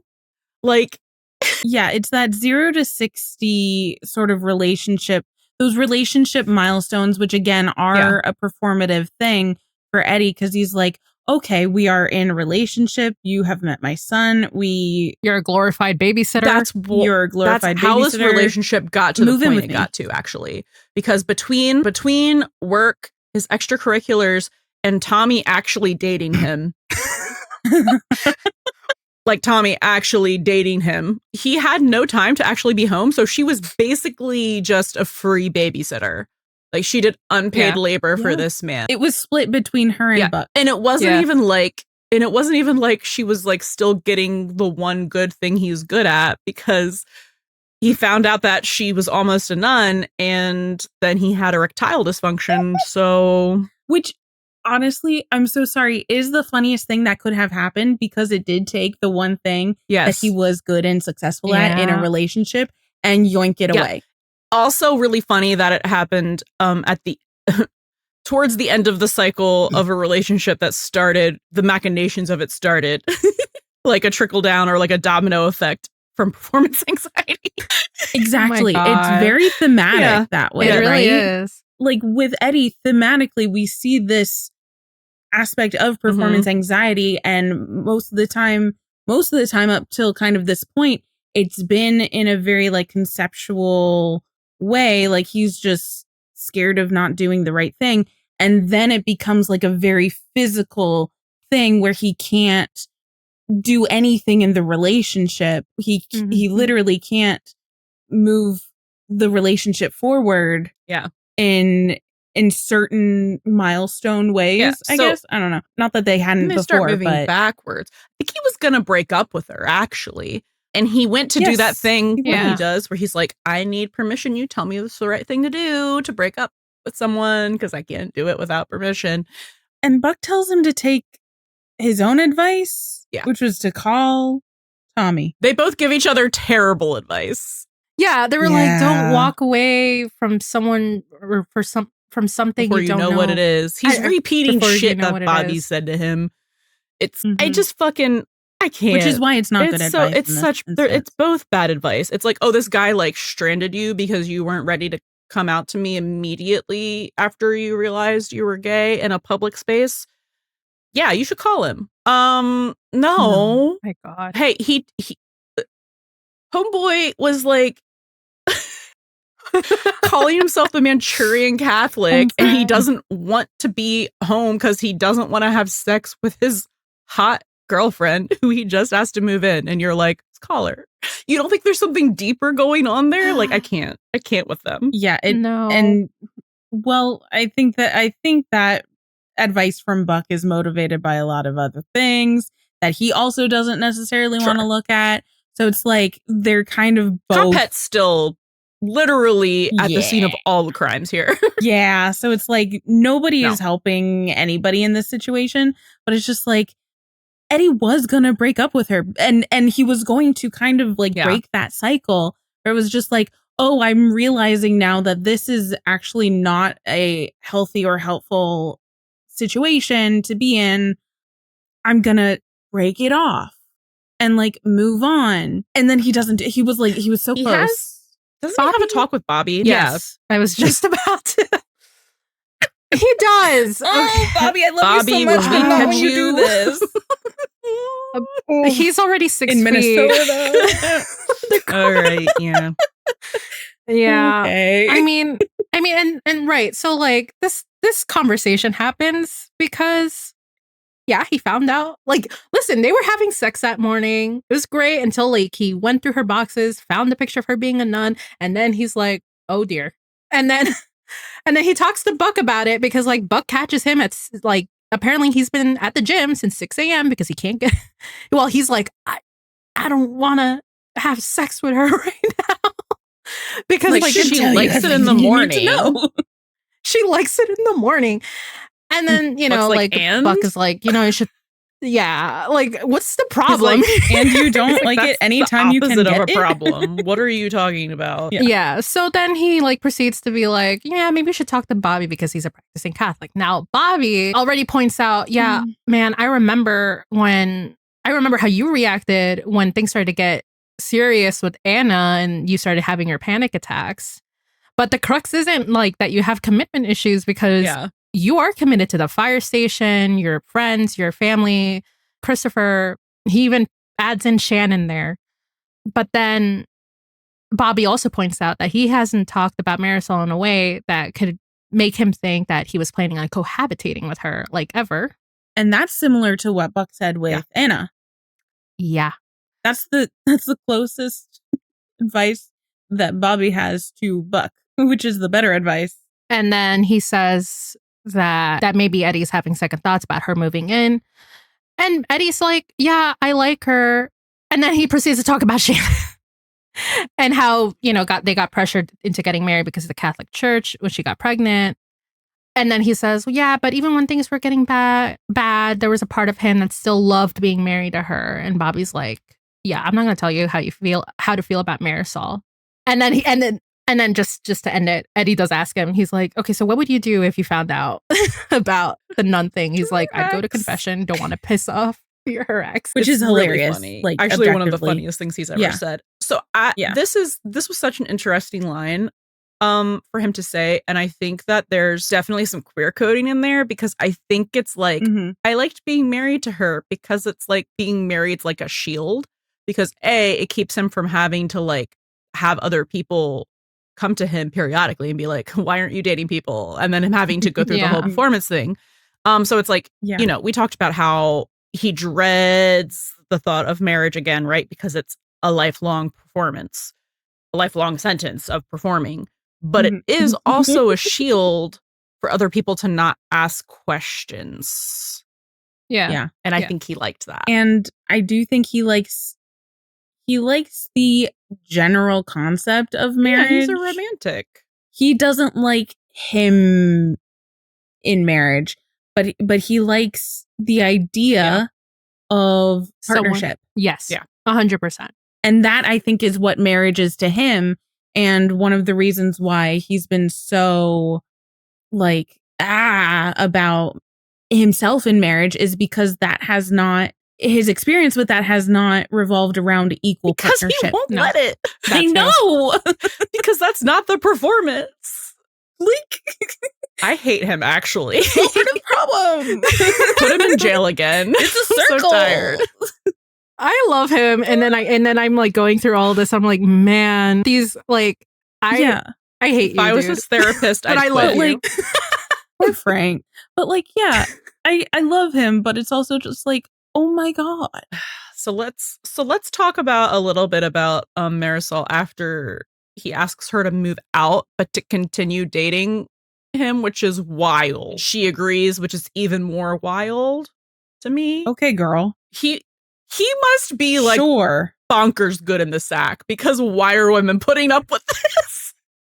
Right. No, I sat there. I was like, this is a walking. You asked me to move in. I'm renting my house now.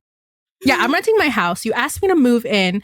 All of my shit is in your house right now. And now I have to take all of that. And I don't even know if I have a lease agreement at this point. Maybe I do. Maybe I don't. But I'm moving in with my brother. I have to take all of my stuff back because he does explain it to her. He's like, yeah, so I do the thing where I move too fast and I go with my gut and my head catches up later. And she's like, does it ever work out for you? And he's like, no, it really doesn't. And so he's like, so yeah, can we start over? And I'm like, damn, Marisol, if she had any friends, her friends, if I was her friend, I'd be like, girl, it's not worth it. Block him right now. Run. These are red flags. Yeah. Right? Okay, that's nice that he's, coming to an understanding of himself in that way. But run. It's also funny because right before she comes to the house, he's there. He's standing. He's looking at all the boxes. And he goes up to one of them and he's like, actually, I don't want to know what's in there. U-Haul theory. Oh my God. Again. The queer coding. Unpacking. The queer coding of Eddie Diaz is insane, actually. Every time he dates a woman, he gets gayer. It really is a spectrum. Wow. No, it's like the boxes are a visual metaphor of his compartmentalization and him trying to unpack some of that stuff. And then he's just like, nope, never mind, you gotta go. And just removing all of those boxes. Boxes are at the scene of the crime for both Buck and Eddie. I'm saying it's part of U-Haul theory. They unpack. Yes. Unpack. Nope. Write it down. Again, tape it up. Move it somewhere. Elaborate on in the Buck and Eddie episode of this series. Sorry, I'm trying to keep us on topic. I know. Okay. Yeah. So she moves out. They keep dating, and then I feel like the next time we see her is 707. Goes up a 6. And they're out on a lunch date, which if you look at it without hearing what's being said is wow, this is picture perfect, I guess, kind of. Even though he's not really being, again, verbally or physically affectionate. And at one point he's not being verbally and at one point he says, is it we can ask her to leave, or we could leave her here. They were playing 2 truths and a lie, and the lie or the truth, I forgot which one, but it was just the point. So this is tied to Shannon. It was s'mores. And she said to him and Christopher that she has never eaten a s'more before. Yeah. And that's when Eddie's sad life she's lead. And that's where Eddie's like, we can leave her now. And she's like, hey, you guys are not going anywhere. He's always looking for an out. Yeah. His his foot is always kind of out the door in any of his relationships. He's like, oh no, she's never had a s'more. Christopher loves s'mores. Christopher and Shannon love s'mores. This is bad. I don't know. Like she can't be Christopher's mother because she doesn't know the love of a s'more. Correct. Like, and then we proceed to not see, do we see her again before she walks in? Nope. Then we don't see her again until she walks in on him hugging, because they only put the hugging in the episode.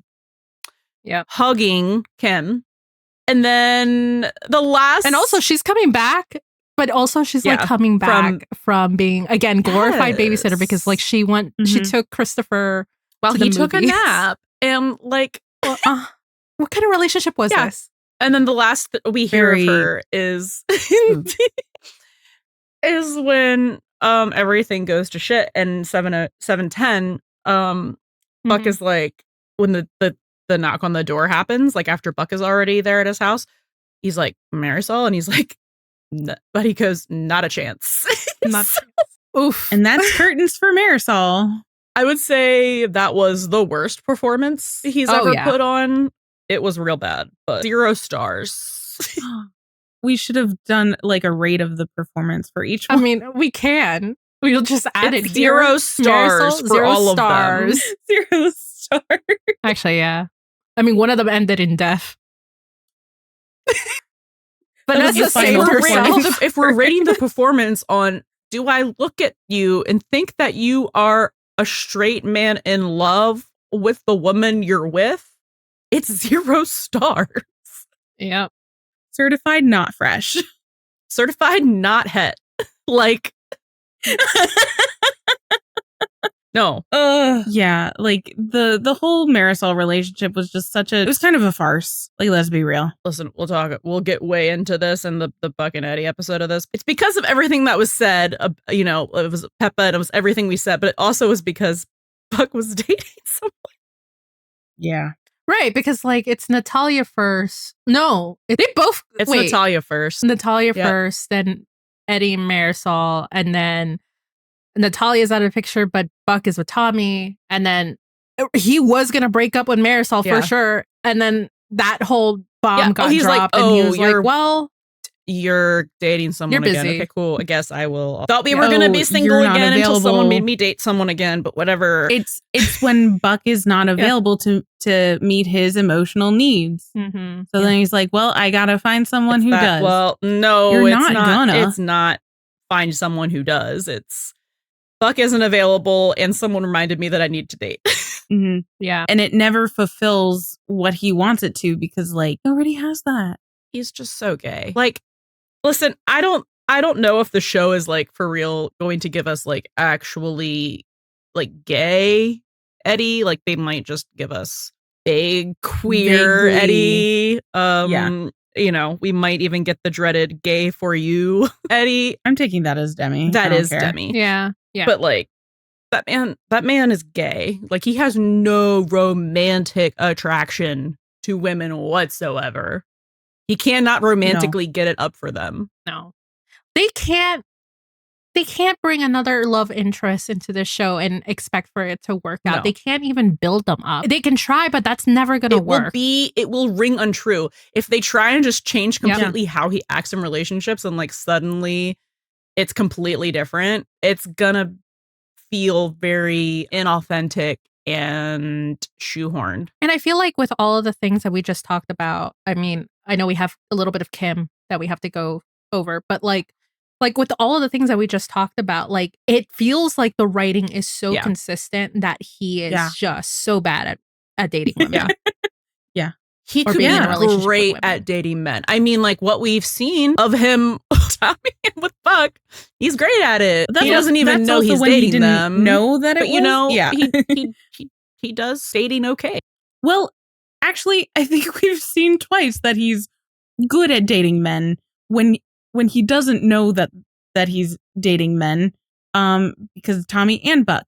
But like, if they start sprinkling in awareness, then who knows. But yeah I didn't get to say this little thing about Marisol, because like I think we only see them go out, or we see them on dates once,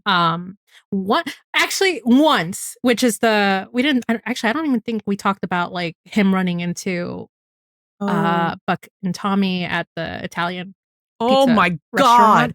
Yeah. Okay. So but before we get into that, because you're about to get into it, I will want to point out that in 701, it's kind of funny because Buck and Eddie are talking about like what their weekend plans are, and Eddie's like, yeah, there's a date, a big date, and he reveals that it's actually Christopher's date. But then he also talks about how like Marisol is there to chaperone. And then Buck is like, God. So it's actually your date, which is similar to how that first date with Anna goes.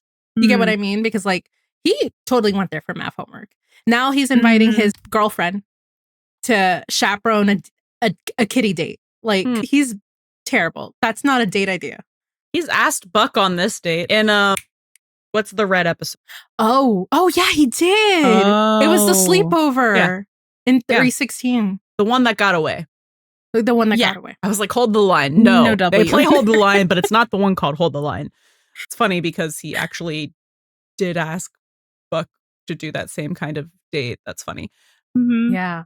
But Buck was trying to get everyone to go out after that big save. I remember now. Okay. But like, it would be easy though, right? Because like, I mean, he asks Buck to go on this category of date, I guess. But like, I feel like Buck would have, I think we said this, like Buck would have had more fun. Absolutely. And he wouldn't have wouldn't have gone through that spiral that he did.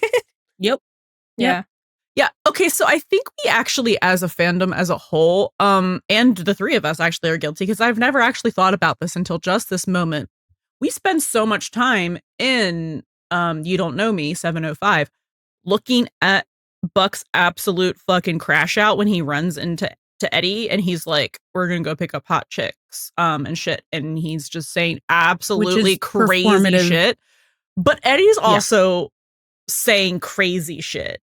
He's saying crazy weird things that if Buck wasn't having like a bisexual panic attack, but he would have been like, what the fuck are you talking about? Why are you talking like this? He would have gone to his house like afterwards and been like, are you okay? Because Buck always picks up on when Eddie is acting weird, but Buck being in such like, I gotta make sure he knows that I'm straight. Yeah. And this is which is him performing like compulsory heterosexual. Yeah. They're like heteronormativity. They're both performing it. And Eddie's like, this is my girlfriend. Like, hey, and it's the only time we ever see him like slung over. Like, you know what I mean? Like initiating like physical affection. Yeah. And it's in front of Tommy. And then he's like, and we're moving in together. And like, that's how Buck finds out they're moving in together. And he really doesn't even react to that news because, again, bisexual panic attack. And then there's talk about closet space because that is queer coding for both of them. And and then he says the weird thing about like, she already found her hot firefight. You don't talk like this. What are you doing? Well, yeah, he plays plays off of Buck's words because he's like, and then we're gonna go looking for hot chicks. He's matching the level of CompHet of like, oh, we're performing this level right now. I guess this is how Buck acts around Tommy. So now I will perform like this here. I guess that's what we're doing. And it's so funny too that this is also in front of Tommy for both of them because like Tommy, who, as up to, the last episode before he kissed Buck was like so cool, so like classically masculine, like he likes fights, he can do like he flies helicopters, and Eddie was spending time with him, like going to these fights, like engaging in these very like masculine, which is also like if it's a fight or wrestling or something like that, it is also a little bit performative as well. I think more so with wrestling than like mixed martial arts fighting or something, but like it is so interesting because like Eddie at this point doesn't know that Tommy is gay, so he's still like also then performing that like hyper masculinity in front of his friend who, as far as he knows, is also hyper masculine. And it's just The Like, words "we're gonna it's go such a pick up some weird- hot chicks" have never left Buck Buckley's mouth, maybe since Nope. middle school. Yeah. Like, I just, and there's no way Maybe Eddie Maddie would even never let season that happen. 1.0. And there's Buck and there's no 1.0. way Yeah. Eddie has ever heard him say that. And like they're both so busy trying to like perform the CompHet to each other. to each other and in front of And in Tommy. front of Tommy. And Yeah. it's again this weird crazy. triangle thing. Yeah. The only reaction he has to the news about Marisol moving in is that he points out, "Hey, don't you Own a own house? your house?" I thought you had a house. And now you're moving in with a renter. Oh my god! Wait. Wait, Marisol's straight then because she Wait, no, Wait. backwards. Just kidding. Whatever. Okay. Do we have anything else to say about Marisol? That poor girl. You know what? I honestly, like, Yeah. I'm not a Tommy defender in any way, shape, or form. But if that man had just left Buck after that date and that exchange and then just left him alone, I would have been like, no, that's so real. Yeah. Because what the fuck was that? Yeah, because he honestly should have been like, what? Like, you know what I Yeah. mean? Like, okay, what was this? Because like maybe even like Buck is putting his performance of being CompHet. Maybe it's not the same level of like how Tommy and Eddie. Oh, we're getting into maybe that best buddy section, but like just to kind of finish it, I'll repeat it. Like maybe it's not as the same, like the way Eddie and Tommy were hanging out, maybe wasn't even the same way when the three of them were together in this particular sure. scenario at the restaurant. So Tommy's just like, okay, why are they acting so funny? He's clocking something I need to happening there go. for sure. Like he's Yeah. already Oh, clocking it. yeah. Oh, Yeah. Oh yeah. Yeah. Ah, the competition. Because at this point, like he spent a little time with Buck and he spent a lot of time with Eddie. And then he's watching this exchange just like, these two homosexuals. actually, I think Tommy did file this away and In front of my pizza. Anyway, my pizza. we'll be talking about that again in future episodes. Probably multiple times. Probably in the masculine forming one and just the whatever is going on with Buck and Eddie one. yeah. Okay, so kind of speaking about Tommy and some stuff, I think we're gonna hop into our best buddy mini segment now. So we're about to start a mini segment that actually we picked out for them, but it's because we really wanted to talk about this.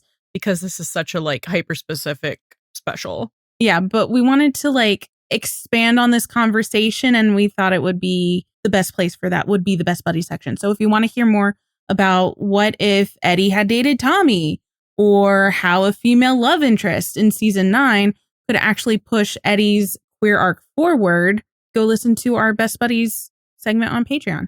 Shout out to our best buddies on Patreon. Thank you so much, Erin, Alexandria, Amy, Jules, Quincy, Poppy, Sheila, Stephanie, Vera, and Zachary. And this segment is exclusive to our best buddies tier. So if you'd like to vote on topics and hear special mini segments in each episode. And get a personalized shout out, subscribe to our Patreon. Anyway, so we're going to, I think, briefly talk about Kim because, like, were they dating? Like, she thought so. He says that they weren't. They didn't kiss canonically, but, like, he did take her on what would constitute dates. But they were outings where they talk about things. In a restaurant, and then like in places that we've seen or heard him of being on dates with Shannon or other people. So I don't know. Yeah. You decide, but it's relevant. So we're going to talk about it a little. But basically, I don't know. I think my takeaway from this has always been that he was just like, okay, no, the doppelganger of my dead almost ex-wife. And then something broke in him mentally, and he was like, I can fix it. Like, even though he logically knows this is not Shannon and I cannot actually date or be with this woman, something in him is like, no, I can fix it. Like, I can fix what was wrong in our relationship, or I can get some sort of closure or be told why I wasn't good enough. Because the last memory he really has of her before, like, of her dying is her being like, I want to leave you again for good. Like, I want a divorce. So is it like looking for a performance review? I mean, I think, when you put it that way, I think so. I also feel like, so yeah, like you said, logically, he knows that he can't, nothing can come out of it. And he's like, I'm making a new, like the way he tells Buck about it. Like, he's like, yeah, we struck up a friendship. Like he wanted, I do think like he was trying to relive or try to fix what his relationship or what he thought his relationship with Shannon should have been, because he still has those rose-colored glasses on and how he idolized her. I think it also helped that I think he also felt seen a little bit by Kim. She has this line Oh, yeah. about like how he has more to give than he thinks anyone can handle. Yeah. Yeah.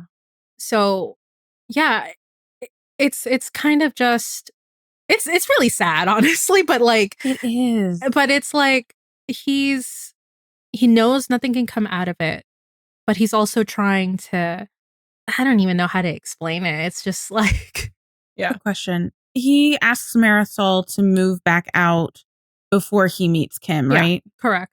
Okay. So I kind of think that like in some, and again, this is like really stretchy logic because he is a little out of his mind with this in whichever way you slice it. But I do kind of think that maybe Eddie thinking that he can fix his relationship with Shannon will in effect fix himself. And therefore, he will be able to have a successful relationship moving forward. Yes. A performance review so that he can improve his performance. Yeah, because he's trying to fix what's wrong with him. Yeah. And like, because I think in Eddie's mind, the root of his issues stem from his relationship with Shannon. That's not true. We know it goes further than that. Yeah. But I don't think he recognizes that yet. So in effect, he's again putting that Band-Aid over things because he thinks the performance will be fixed and he will be able to take his mask off once he's finally over Shannon. But it's not going to work because that's not fixing what's actually the issue. Not that he needs to be fixed, but he's not addressing the root issues, whereas that he doesn't want to be in a relationship with a lady. Yeah. I'm just thinking about the like reveal to her that she's basically like looks like her and talks like her, and well, that's and how she's, I mean, there's the quote where she's like, wow, I guess she was the love of your life. You guys seem to have unfinished business. I mean, so she definitely clocks all of that. And the scene that comes next to this, where she decides to think it's a good idea. I mean, look, I think the fandom kind of like doesn't give the scene as much nuance as it deserves. Yeah, agreed. Yeah. I think they were both like a little cuckoo bananas at this point, but like I also think that it wasn't a malicious thing that she was trying to do. Oh no. I think she was actually trying to help him. But she's crazy.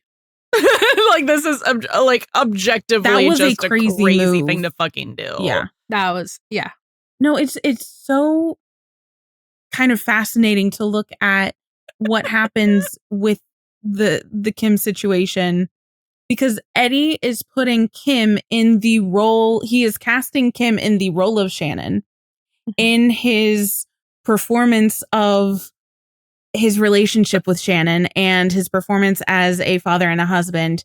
And then she goes and she then takes it upon herself to actually play that role. And then they end up role playing. Yes. Again, it's all so performative on so many different levels, because it's like that the only time he's able to actually be emotionally vulnerable is when he knows the other woman is performing, which is so fucking weird. It is, because and that's why I think the role play that they like go into, where where Kim is like, I'm Shannon, tell me everything that you've wanted to tell me. And Eddie's like, oh, okay. So it's like a very conscious performance on his part, as opposed to everything else, which has been a subconscious performance. And also, again, she is directing him to perform in this way. And that's when he's able to like actually tap into what he's been feeling for so long. And it's this weird, like, conversation of emotional intimacy and vulnerability with artifice. And it's just like, it's so weirdly like fluid in this. Like, I can't quite like articulate it in the way that I want to, but like there are so many layers here. And it's wild because like he's performing, he's making her perform, but then she's performing herself and she's making him perform. And it's like, this is the pivotal like performance of his life. Yeah. Essentially. For an audience of one. And he asks for a performance review. He does. He's like, why didn't I get a letter? Like, why am I not good enough? He does. Yeah. Like, what made me not good? Like, it literally is just like, oh, why was my performance not good enough? Tell me so I can improve it. Why was I not good enough? Why was my performance not good enough? What can I do to perform better in the future? Because I'm still trying to figure that out. And it's like, and it's also just so weird because in essence, with him developing this quote unquote friendship with Kim, he was taking her on dates. To her mind, again, with all of the women, they thought they were dating him. He put on his good cologne. Like, I need a friend. Knew that they looked like dates.